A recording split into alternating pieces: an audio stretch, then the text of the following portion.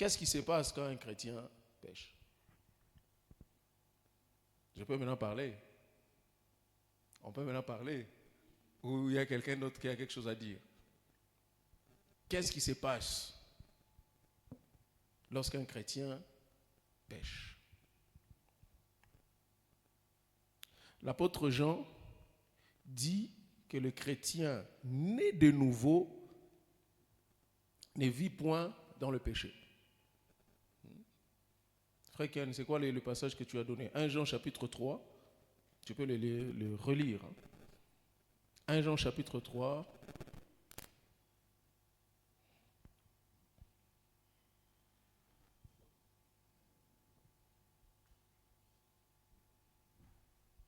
Oui, 1 Jean chapitre 3, le verset 6. Et 1 Jean chapitre 3, le verset 6. Quiconque demeure en lui ne pêche point. Quiconque demeure en qui?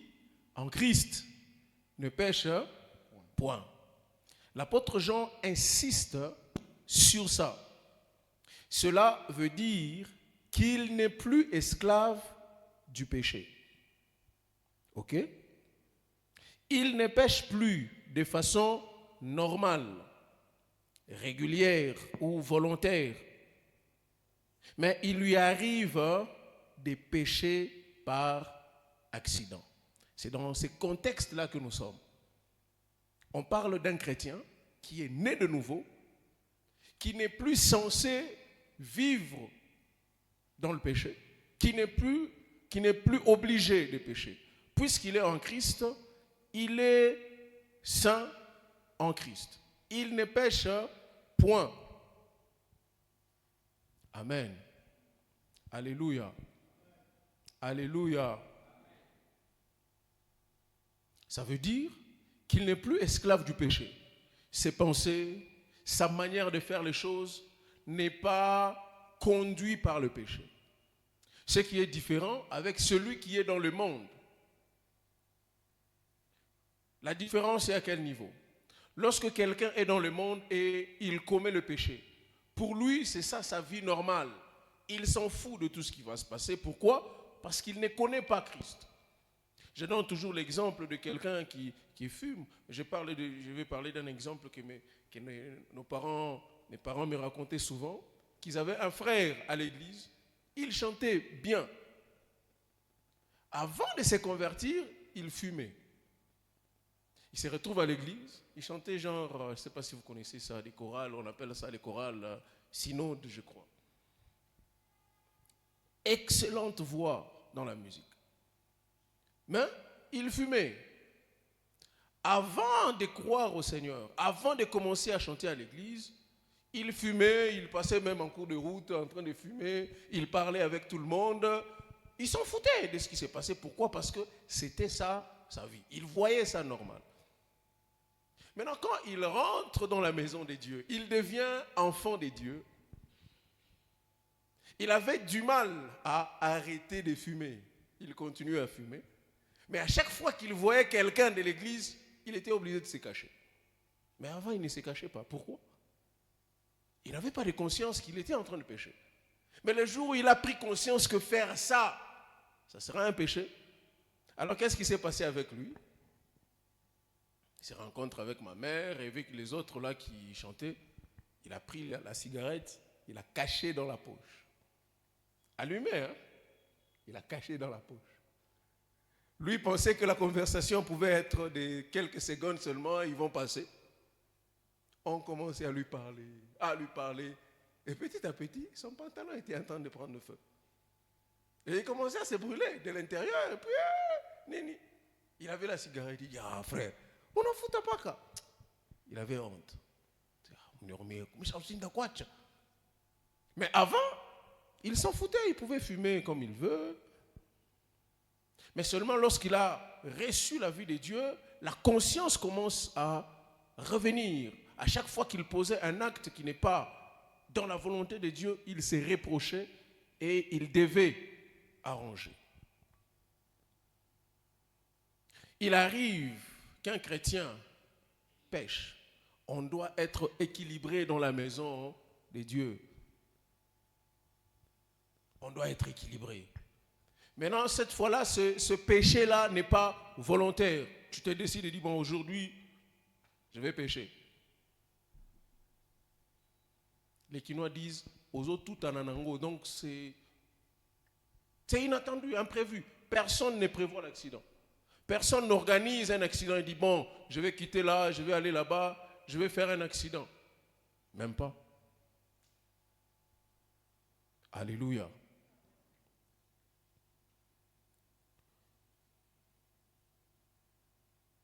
J'aimerais juste ici nous rappeler 3 points. Et ces 3 points vont répondre à notre question. Qu'est-ce qui se passe quand un chrétien pêche? Le premier point que nous devons savoir, c'est ce qui s'est déjà passé. En rapport avec les péchés, ce qui s'est déjà passé. En rapport avec le péché. La deuxième chose, ou le deuxième point, c'est ce qui se passe juste au moment où nous commettons un péché. Et la troisième chose, c'est ce qui doit se passer après le péché.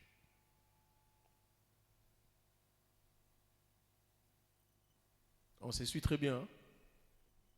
Je reviens sur l'idée principale.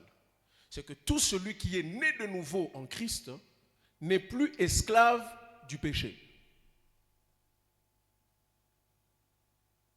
Mais il peut arriver qu'il pêche. Maintenant, qu'est-ce qui doit se passer? La première pensée que nous devons chercher à comprendre, c'est ce qui s'est déjà passé en rapport avec le péché. Qu'est-ce qui s'est déjà passé? La deuxième chose que nous devons comprendre, qu'est-ce qui se passe au moment où nous commettons le péché? Et qu'est-ce qui doit se passer après avoir commis le péché? Amen. Amen.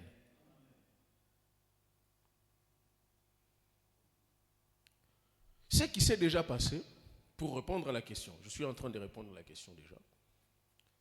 La première pensée que nous devons retenir sur ce qui s'est déjà passé, c'est que Jésus a déjà porté tous nos péchés sur lui à la croix.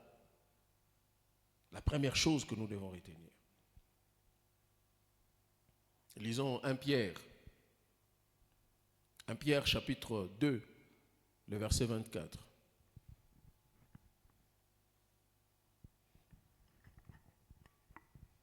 J'aurais besoin d'un lecteur dans la salle. 1 Pierre chapitre 2, le verset 24. Quelqu'un peut le lire?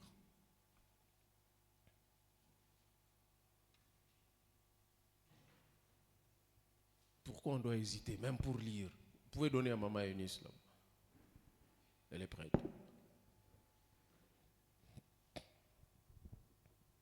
Nous lisons 1 Pierre. 1 Pierre chapitre 2, chapitre 2 le verset 24. Au nom de Jésus. Amen.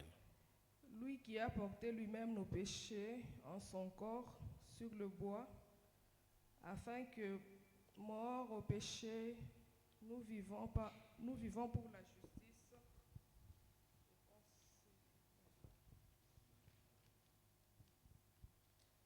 Non.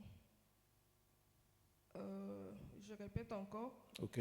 Lui qui a porté lui-même nos péchés en son corps sur le bois, afin que, morts au péché, nous vivons pour la justice. Lui. Juste le verset 24. Hein? Non, ça continue. Lui par le meurtrissure duquel vous avez été guéris. Amen. Amen. Donc, ce qui s'est déjà passé, c'est que Jésus a déjà porté nos péchés à la croix. Jésus a porté lui-même nos péchés en son corps sur le bois, à la croix. C'est la première pensée qui doit nous animer lorsqu'on parle de cette question. Ou lorsqu'on se retrouve dans ces genres de cas. Ça peut t'arriver que tu pêches. Mais qu'est-ce que tu dois penser? Le travail de l'ennemi dans ce genre de cas, c'est de te pousser à te culpabiliser pour que tu n'avances pas. Toutes les raisons que vous avez données, il y a rupture entre la communion avec Dieu. Je vais y revenir. Ce sont des réponses vraies. Puisque Dieu n'agrée pas le péché, il aime les pécheurs, mais il n'agrée pas son péché. Et plus tu pêches, tu coupes la communication avec Dieu. C'est-à-dire quoi? Dieu ne te rejette pas. Parce que nous parlons de celui qui est dans la maison de Dieu. Dieu ne te chasse plus de chez lui. Tu es toujours enfant de Dieu, mais tu ne sais plus aller vers ton Père. Amen. Lorsque quelqu'un pêche, il est toujours enfant de Dieu, toujours dans la maison de Dieu, mais il n'a plus accès aux faveurs de son Père. Alléluia. Alléluia. N'aimons pas la loi.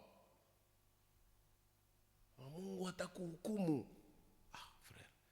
Ananiokoa kisha anihukumu tena. Donc la pensée initiale que nous devons avoir, c'est que Jésus lui-même a porté nos péchés à la croix.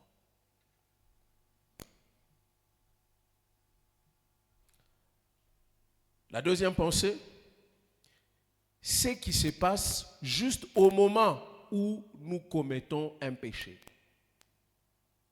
Ça peut paraître choquant, ou quelqu'un d'autre va dire, ah donc Jésus nous encourage. Loin de là. Écoutez ceci, ça dit quoi? Il dit, le Seigneur intercède auprès de Dieu en notre faveur. Tu pêches, mais Jésus intercède en ta faveur auprès de Dieu. Cette intercession est immédiate. Même si nous n'avons pas encore confessé notre péché, lui, de son côté, il intercède. C'est pourquoi nous disons que Dieu nous pardonne avant que nous puissions demander pardon. Pourquoi? Parce que Jésus a déjà intercédé. Maintenant, pour renouer votre connexion avec Dieu, il faut maintenant que tu viennes te repentir. Est-ce que quelqu'un est en train de comprendre quelque chose? Alléluia. Il y a rupture de contact avec Dieu, oui. Mais vous êtes toujours enfant de Dieu. Ce n'est pas parce que vous avez fait une bêtise que vous devenez bête et que votre père ou votre mère doit vous chasser de la maison. Et ici, nous sommes en train de parler de nous, enfants de Dieu, par adoption. Dieu nous a adoptés. Ceux qui ont fait le droit, ils savent. On avait les frères Jonathan le mercredi passé. Il nous a expliqué, il a répondu aussi dans ce sens-là. Pourquoi? Parce que quand vous adoptez un enfant, vous lui donnez le nom, votre nom, il devient votre enfant. En d'autres termes, lorsque vous adoptez un enfant, vous adoptez aussi ses qualités et ses faiblesses. Ce n'est pas parce qu'il va commettre quelque chose là de mal, vous allez dire, ah, de toutes les façons, ce n'est pas mon enfant, je l'avais adopté. Mais quand on demande le nom, il donne votre nom. Alléluia. Christ intercède en notre faveur, mais la communion revient normalement entre père et fils lorsque tu te répands. Ton péché est déjà pardonné avant que tu ne demandes pardon si tu es en Christ. Alléluia. C'est biblique. 1 Jean chapitre 2, verset 1er. 1 Jean chapitre 2, verset 1er. La Bible dit, si quelqu'un a péché, nous avons un avocat auprès du Père, Jésus-Christ, le juste.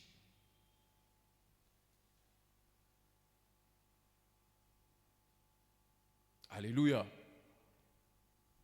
On dit quoi? Si quelqu'un a péché. Et automatiquement, la phrase qui suit, c'est que nous avons un avocat auprès du Père. C'est-à-dire, Jésus prend les soins d'intercéder. Juste après que tu aies commis un péché, Jésus intercède. Il fait sa part des responsabilités. Mais de l'autre côté, il restera que tu viennes réparer maintenant toi-même. Il dit, bon, le péché pour lequel Christ a intercédé, lui, mon avocat, je le reconnais. Père, pardonne-moi. Automatiquement, il y a la paix, il y a la joie qui rentre dans ton cœur. Si tu es enfant de Dieu et que tu vis tranquillement avec le péché, c'est qu'il y a un problème. Alléluia. Ça doit être un sujet de regret. Mais si tu es tranquille avec ça, c'est qu'il y a un problème. Si quelqu'un a péché, virgule, nous avons un avocat auprès du Père, Jésus-Christ, le juste. Automatiquement, il intercède. Romains chapitre 8, le verset 34. Romains chapitre 8, le verset 34. C'est Dieu qui justifie. Qui est celui qui condamne? C'est Christ qui est mort, mais plutôt qui est aussi ressuscité, qui est aussi à la droite de Dieu, qui aussi intercède pour nous.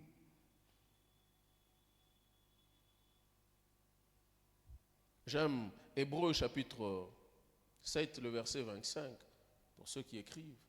Hébreux chapitre 7, le verset 25. Il peut sauver entièrement ceux qui s'approchent de Dieu par lui, par Jésus au fait. Étant toujours vivant pour intercéder pour eux. Je reprends. Il peut sauver entièrement ceux qui s'approchent de Dieu par lui, c'est-à-dire par Jésus. Étant toujours vivant pour intercéder pour eux.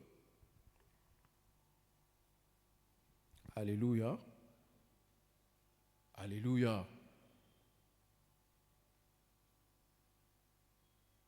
Le péché est une mauvaise chose. Mais ce péché-là a été vaincu à la croix par Jésus. Jésus a porté les péchés à la croix à notre place. Pourvu que le jour où nous allons croire en lui, que tous nos péchés soient effacés et que nous ne soyons plus sous les jougs du péché.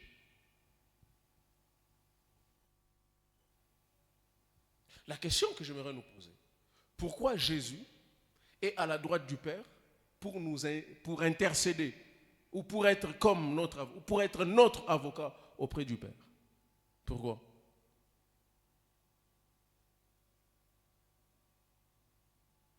Oui, maman Inès. Il est le seul médiateur entre Dieu et les hommes, mais aussi parce que Christ a porté ce corps. Il sait ce que ça fait. Il connaît le péché. La Bible dit qu'il a été tenté en tout point, mais il n'a point péché. Et ce que toi tu vas commettre comme péché n'est pas nouveau à Christ. Il sait. En d'autres termes, il est devant Dieu, il lui dit, bon, Père, comprends, j'ai payé les prix pour ça. C'est pourquoi nous disons que Dieu a pardonné en Christ. Dieu pardonne le péché passé, présent et futur. Ce qui est nullement une licence pour pécher. C'est que je dis toujours, lorsque quelqu'un comprend très mal un message de la grâce, il va vivre n'importe comment. On va voir les signes ou le fruit d'une bonne ou d'une vraie conversion. Nous allons le voir plus tard. Alors, le travail de l'ennemi, ça sera de vous maintenir dans la culpabilité. Vous faisant oublier que Dieu vous a déjà pardonné. L'ennemi va vous rappeler toujours votre péché. Vous êtes converti, mais l'ennemi vous rappelle toujours votre passé. Comment vous étiez en train de passer votre temps dans des boîtes de nuit. Tu n'es plus cet homme-là, tu n'es plus cette femme-là. Dieu t'a déjà sauvé. Christ a porté sur lui à la croix. ses péchés. Du reste, Jésus n'est plus à la croix. Nous sommes passés par la croix avec lui. Nous sommes morts avec lui. Nous avons été ensevelis avec lui, mais nous sommes ressuscités en lui et avec lui. Et nous vivons à la droite du Père en Christ.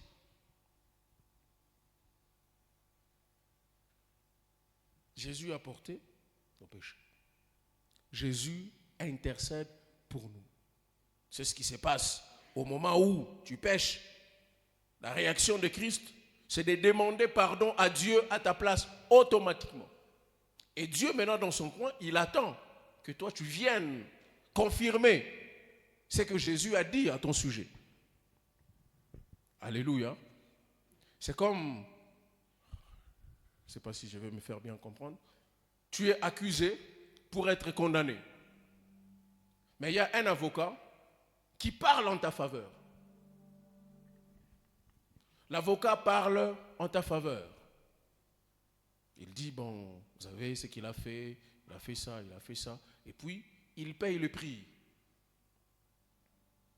Mais on dit, pour que ce péché lui soit pardonné, pour que cette faute-là lui soit pardonnée, il faut que lui-même reconnaisse. Nous avons déjà pardonné. Mais il faut qu'il le reconnaisse, qu'il a fait ça. Et comme ça, on va passer à autre chose. Jésus intercède. Dieu pardonne. Mais il t'attend maintenant que tu viennes dire le péché là. Cette chose-là, je reconnais avoir fait ça. Pardonnez-moi. Dire, non, on t'a déjà pardonné. Mais on attendait seulement que tu dises, que tu demandes pardon à Dieu. C'est même ça, le troisième point. Ce qui doit se passer après, c'est que le croyant confesse le péché. Ce qui s'est déjà passé, c'est que Jésus a porté le péché. Ce qui se passe, c'est que Jésus intercède pour que Dieu pardonne et Dieu pardonne. Et ce qui doit se passer après avoir commis un péché, c'est que le croyant ou le chrétien revient confesser. Et non se repentir, parce qu'on se repent une seule fois. Je crois l'avoir déjà dit ici.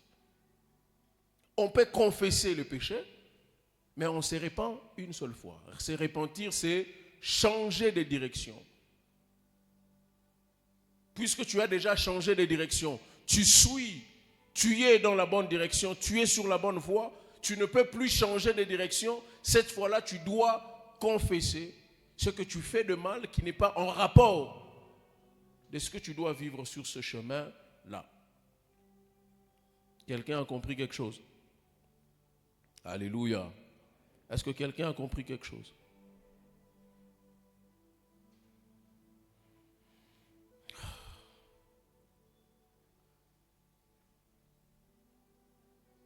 Dieu t'a déjà pardonné, même avant que tu ne lui demandes pardon. Pourquoi?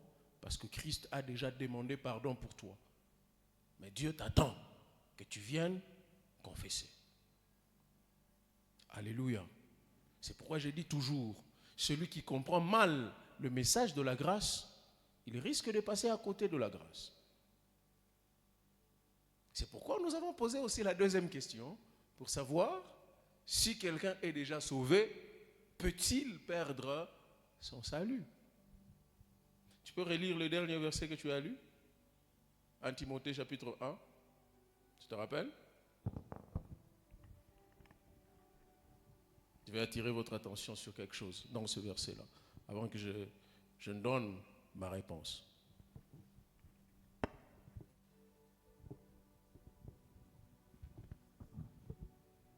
Timothée chapitre 1, verset 19 à 20, nous lisons au nom de Jésus. En gardant la foi et une bonne conscience. Cette conscience, quelques-uns l'ont perdue et ils ont fait naufrage par rapport à la foi. De ces nombres sont Hyménée et Alexandre, que j'ai livrés à Satan afin qu'ils apprennent à ne pas blasphémer. L'apôtre Paul a dit, il les a livrés à Satan.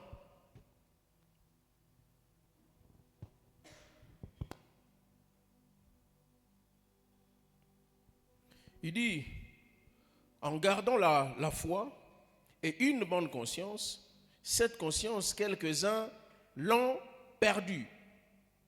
Ils ont fait naufrage par rapport à la foi, pas par rapport au salut, par rapport à la foi. Le salut, nous l'obtenons par la foi. Mais si vous n'avez plus de foi, il n'y a plus de salut. Alléluia. Il n'y a pas de foi, il n'y a pas de salut. De ce nombre sont Hyménée et Alexandre, que j'ai livrés à Satan, afin qu'ils apprennent à ne pas blasphémer. Blasphémer, ça veut dire maudire Christ. C'est-à-dire, ce sont des personnes qui ont cru au Seigneur, mais ils ont commencé à blasphémer, dire des choses qui ne font plus la force de leur foi. Alors, pour ceux qui aiment la loi, et pour ceux qui veulent perdre leur salut, la seule condition qui vous amène à perdre le salut, c'est renier Christ. Le frère l'a évoqué. Tu te retrouves, on te baptise dans une autre religion, on te montre certaines choses, certaines voies à suivre. Toi qui avais déjà cru en Jésus, tu te retrouves en train de renier Christ en faisant autre chose en rapport avec la foi chrétienne. Là, tu as perdu ton salut.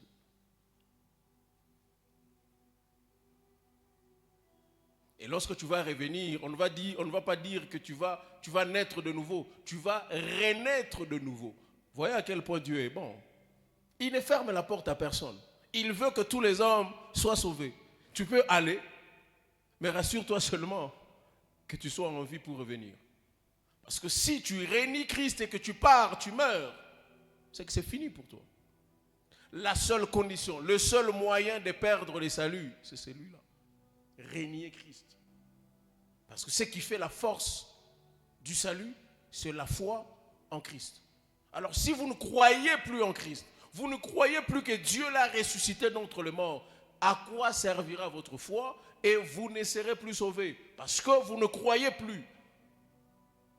Alléluia.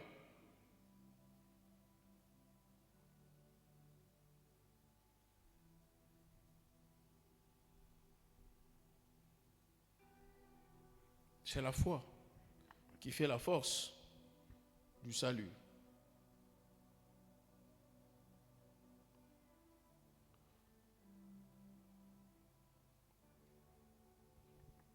C'est la foi qui fait la force du salut.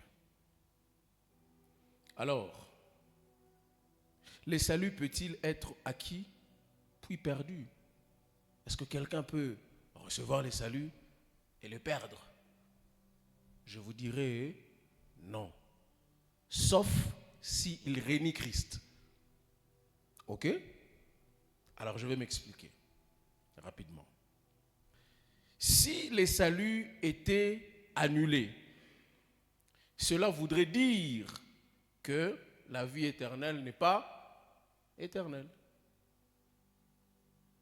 Du frère, tu as maintenant la vie éternelle. Ah, tu as volé, on annule. Ça veut dire que la vie éternelle n'est plus éternelle. Alléluia.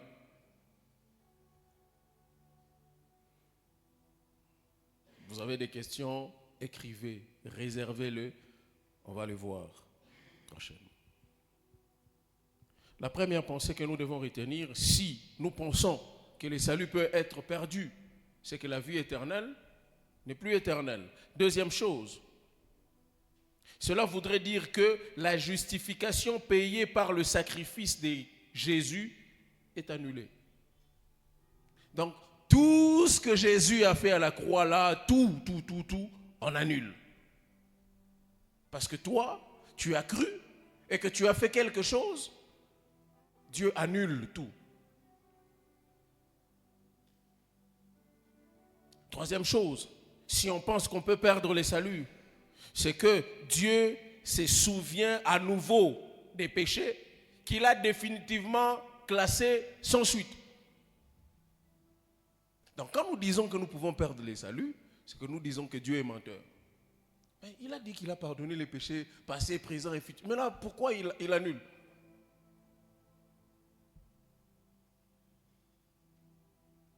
Alléluia. Il nous promet de pardonner, d'oublier, d'effacer. Mais pourquoi quand je fais une petite chose, il me rappelle, de toutes les façons, toi, je t'avais sauvé, tu vois, tu étais un voleur. Bon, j'annule, tu n'es plus sauvé. Frère, Dieu n'est pas comme ça. Alléluia. Dieu t'a déjà sauvé. Ça ne veut pas dire, j'insiste, ça ne veut pas dire que tu dois vivre n'importe comment, que tu dois faire les choses n'importe comment. C'est pourquoi je dis, les œuvres que nous devons poser sont les résultats de la foi, de notre salut. C'est notre salut qui définit ce que nous devons faire. Nous devons bien vivre parce que nous sommes sauvés. Nous vivons bien parce que nous sommes sauvés. Nous posons des bonnes œuvres, nous sommes modérés, nous avons de la bonne moralité parce que nous sommes sauvés. Nous ne faisons pas des bonnes choses pour être sauvés. Dieu vous a déjà sauvé, il vous a déjà sauvé. Mais lorsque vous reniez Christ, là, c'est vous qui avez choisi de perdre votre salut. Ce n'est pas Dieu qui vous l'avait retiré. Je me rappelle même, il y a quelqu'un qui m'avait posé cette question. Et donc, si Judas qui a vendu Christ, et s'il s'était repenti, donc Dieu allait le pardonner. À mon avis, je crois que oui. Je crois que oui. Rappelez-vous de Pierre. D'ailleurs, lui, il a même il dit Mouyou, Chimouyou. Je ne le connais pas. Lui, moi, je ne le connais pas. C'est vrai, Paul, Pierre, renier Christ, ça avait un peu c'était sous forme d'une contrainte et ça avait. Mais il a renié Christ. Mais l'avantage avec Pierre, il a reconnu son péché. On montre qu'il est parti. Il est parti se repentir. Il a demandé pardon. Alléluia. Moi, je pense, la Bible ne le dit pas. Je pense que Judas, s'il est rentré en lui-même et demandé pardon à Dieu, lui, il pensait qu'en allant remettre l'argent au propriétaire, ça allait résoudre le problème. Non. Je pense et je crois fermement, après cet acte, parce que lui, il était destiné à faire ça. Mais après cet acte, s'il avait dit, donc je me suis trompé, Dieu pardonne-moi. Je pense que Dieu, dans son amour et dans sa miséricorde, il aurait pardonné. Je pense. Je dis bien, hein? Je pense. C'est moi. Ce n'est pas la Bible. Je le vois avec Pierre.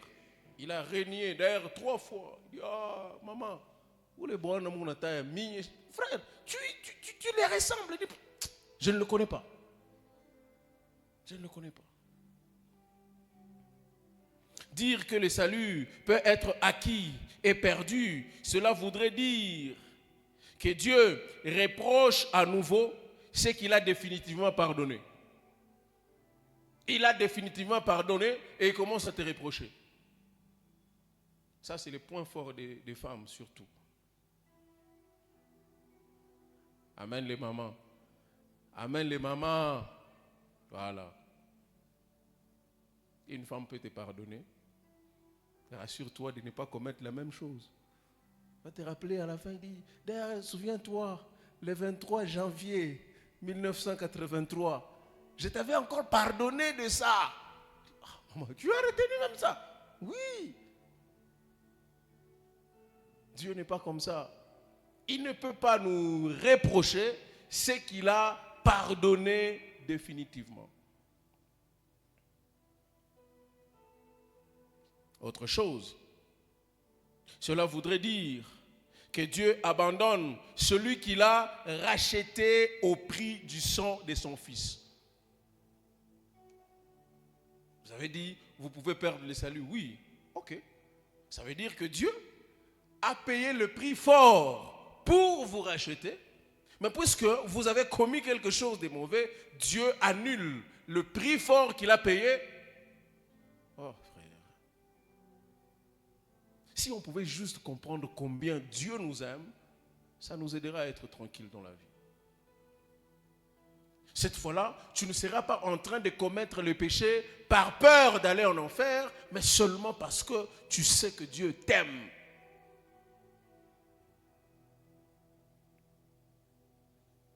Lorsque nous aimons quelqu'un, nous faisons tout ce qu'il nous demande. Et nous ne faisons pas ce qu'il n'aime pas.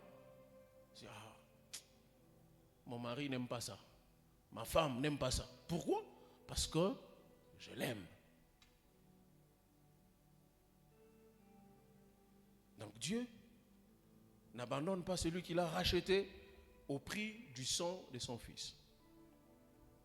Dire que le salut peut être acquis et à la fois perdu ou annulé, cela voudrait dire que Dieu amène quelqu'un de ténèbres à la lumière, puis les chasse de la lumière et le renvoie aux ténèbres.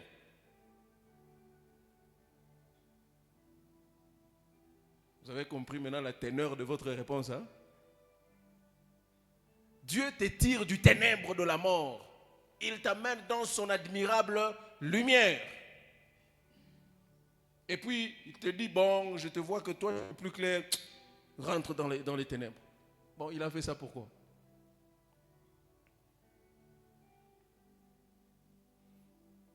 Vous allez vous rendre compte que, à moins que même si c'est un père biologique, à moins qu'il ait atteint un niveau très élevé de la sorcellerie, peu importe ce qu'un enfant peut dire, il peut le chasser, sors de ma maison. Mais dès qu'il commence à faire noir, il dit, il est où? Il n'est pas encore rentré. Tu l'as chassé, il va rentrer comment? Allez le chercher. Si tu oses encore faire ça, tu vas voir. Passe dans la chambre. Pourquoi? C'est mon enfant, je ne peux pas l'exposer dehors. C'est pourquoi je dis, à moins que les parents aient déjà atteint un niveau élevé de la sorcellerie, ils s'en foutent de tout. Mais celui qui a encore ses sentiments paternels, il ne laissera pas l'enfant dehors jusqu'à. On se rappelle, quand on veut te frapper à la maison, tu fouilles. Moi, mon père me disait toujours, quel est qui t'a collé ta kikoko? Et il faisait toujours allusion à deux choses. Soit manger, et puis manger, il sait que tu peux te débrouiller, tu manges là-bas. Mais aucune personne n'acceptera que tu dormes chez lui. Donc ça sera soit pour manger, soit pour dormir. Et tu vas rentrer. Là, donc Dieu ne peut pas faire tout ce qu'il faut faire. Il paye le prix qu'il doit payer pour te faire tirer du ténèbre, t'amener dans la lumière et puis te renvoyer encore dans les ténèbres. Ce n'est pas le Dieu que nous avons cru. Autre chose. Cela voudrait dire que Dieu adopte une personne comme son enfant, puis rejette son enfant comme un ennemi. Il remplit tous les documents qu'il faut, il remplit tout ce qui est administratif. Il dit, bon, ça va, je l'adopte comme enfant. Mais cet enfant, il arrive dans la maison, il vole les condiments. Tu n'es plus mon enfant, sors, tu deviens mon ennemi. Pas l'autre aujourd'hui, on a venu au parquet. On a un peu pour dépenses inutiles. Il a tout payé, il a tout fait, mais regarde ce qu'il fait.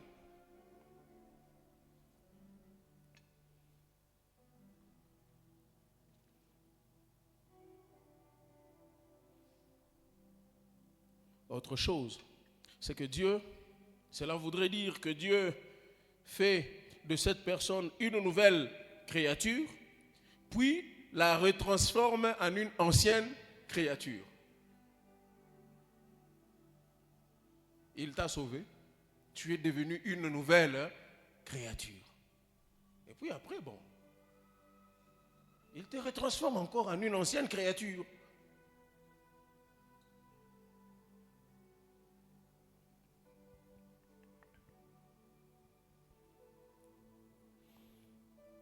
Autre chose, c'est que le vieil homme crucifié ressuscite et le nouvel homme né en Christ meurt. Si vous dites que vous avez perdu, vous allez perdre, vous pouvez perdre les saluts, c'est que le vieil homme qui a été crucifié ressuscite, revient à la vie, et le nouvel homme qui a été régénéré, restauré, recréé à l'image de Dieu meurs encore. C'était la réponse du frère. Il dit, celui qui pêche, il est mort. Tu vas mourir combien de fois? Tu étais déjà mort avant que Dieu ne te sauve. Tu ne peux plus encore mourir.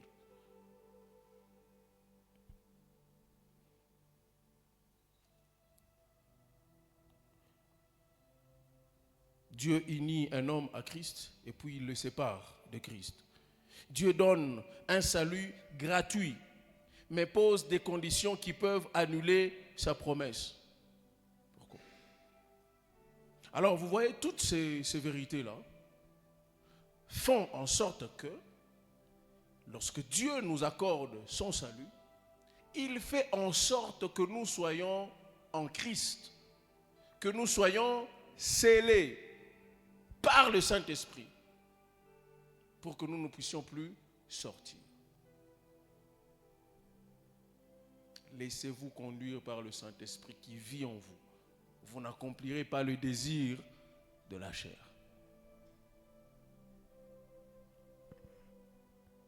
Alors l'ennemi commence à te faire vivre dans la peur. Alors plus tu vis dans la peur, plus tu commets ce que Dieu n'aime pas.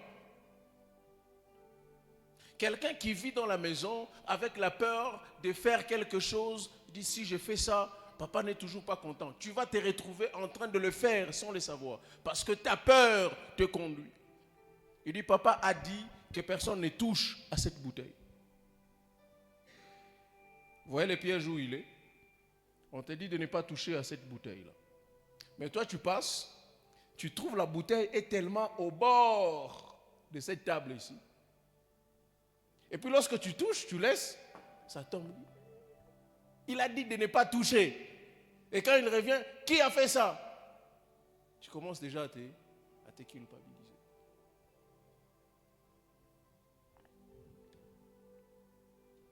C'est ça le travail de l'ennemi.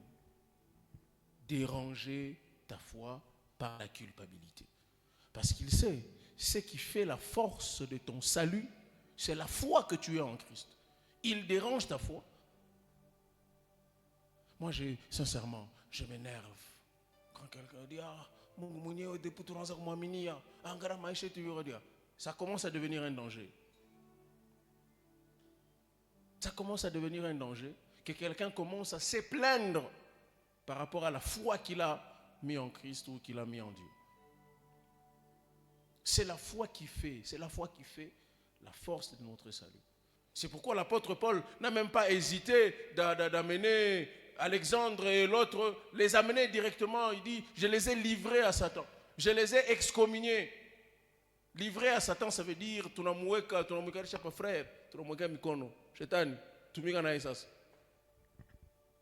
pourquoi? Parce que cela va leur apprendre à ne pas blasphémer, c'est-à-dire à ne pas maudire Dieu, maudire Christ.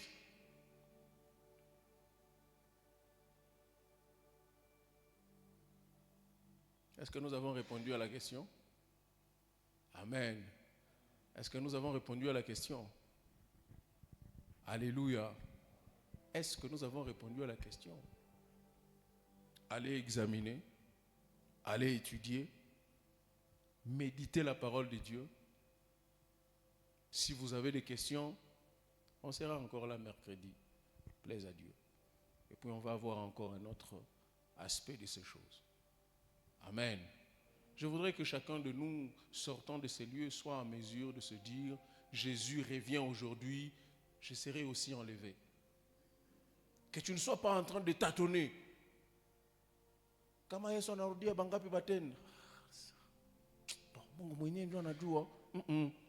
Le salut est une certitude.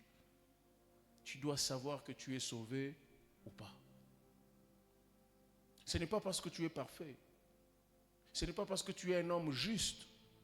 Mais c'est parce que Christ est mort pour toi. Et tu as cru en cette mort et en sa résurrection. Tu es sauvé. Ça n'a rien à voir avec ce que toi tu fais. Le salut n'a rien à voir avec ce que toi tu donnes. Le salut n'a rien à voir avec ce que toi tu fais. Mais le salut a tout à voir avec ce que Christ a fait à la croix. Christ a tout donné pour que nous soyons agréés. C'est pourquoi Dieu nous agrée au nom de Jésus. Pendant que tu pries, ce n'est pas toi que Dieu est en train de voir. Dieu est en train de voir son Fils. Dites tout ce que vous demanderez à mon nom. Il nous présente à son Père.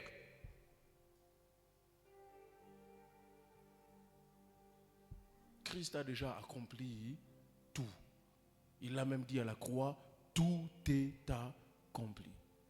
Alléluia. Oui, maman Eunice.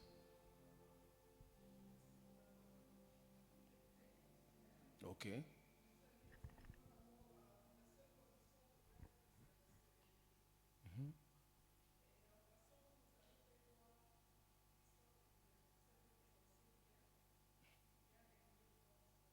puis?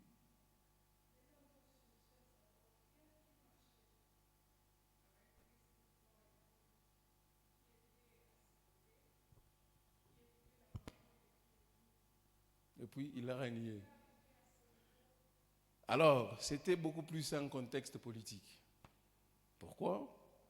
Parce que Jésus a dit à Pierre, avant déjà que ça n'arrive, il dit à Pierre, toi, avant que le coq ne chante, tu vas me régner. Pierre a dit, moi, je ne peux pas faire ça. Je ne peux pas te régner. Là où tu iras, je vais aller.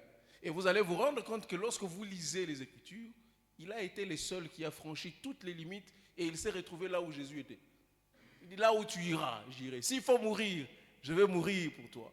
Jésus l'a regardé, il dit, frère, le matin là, avant que le coq ne chante 2 fois, toi tu vas me régner 3 fois. Bon. C'est quelque chose peut-être qui n'existait pas en lui. Déjà. Mais Jésus qui est Dieu, il voyait. C'était beaucoup plus dans un contexte politique. Il se retrouve maintenant dans les lieux où tous les disciples se sont cachés, ils fouillent. Lui seul, il entre maintenant dans la cour où on était en train de fouetter Jésus, de le frapper. Et quand il entend des gens qui parlent autour de lui, il dit, ah, même lui qui est assis là-bas, n'est-ce pas, il est comme lui. Si j'accepte ici, c'est que moi aussi, on amène là-bas. On va me frapper. Il a dit, ah, maman, après maintenant que je suis en time, ça n'a pas vraiment touché à sa foi. Alors, quand il a régné Christ 3 fois, le coq a chanté. C'est là qu'il s'est tourné vers Jésus. Jésus l'a regardé. Il s'est souvenu qu'il m'avait dit. Et qu'est-ce qu'il a fait? Il est allé se repentir. Il a confessé. C'est qu'il y a le cas différent avec Judas. Pierre a reconnu. Et d'ailleurs, pour lui, quand Jésus est mort, il pensait même que tout était fini pour lui. Il est rentré même commencer à pécher comme d'habitude, comme il le faisait. C'est pourquoi il n'a pas perdu son salut. S'il était sauvé, il a confessé. Voilà. Que le Seigneur nous bénisse. Est-ce qu'on peut acclamer le Seigneur?